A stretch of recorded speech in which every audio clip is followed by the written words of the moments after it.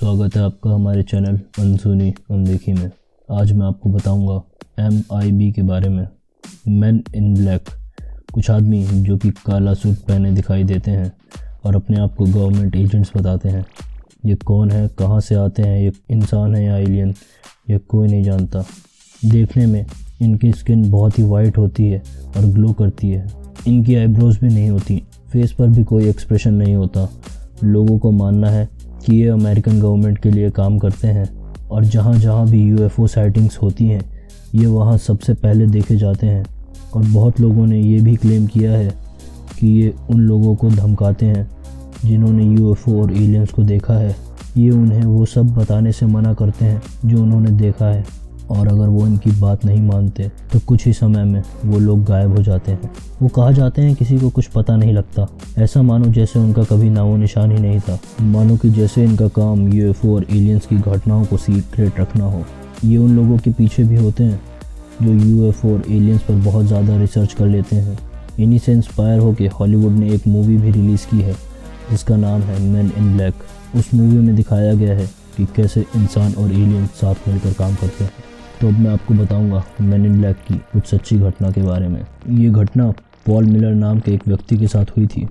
Paul Miller शिकार करके अपनी कार से घर लौट ही रहा था कि रास्ते में उसके साथ कुछ ऐसा हुआ जिस पर उसे आज भी भरोसा नहीं होता। वो बताता है कि जब मैं रास्ते में कार चला ही रहा था कि उसकी कार के ऊपर से एक गोल आकार सॉसर जैसी चीज़ उड़ती हुई गई।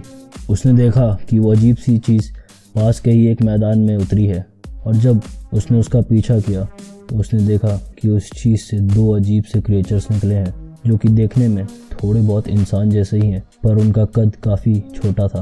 पॉल ने अपनी गन निकाली और उसमें से एक क्रिएचर को शूट कर दिया। पॉल ने बताया कि उसने उनमें से एक को घायल कर दिया था और फिर पॉल वहां से भाग गया। पर जैसे ही वो मैदान पार करके रोड पर खड़ी अपनी गाड़ी पर गया, उसने देखा कि पूरे 3 घंटे बीत गए हैं। पर पॉल तो अभी कुछ ही मिनट पहले वहाँ आया था।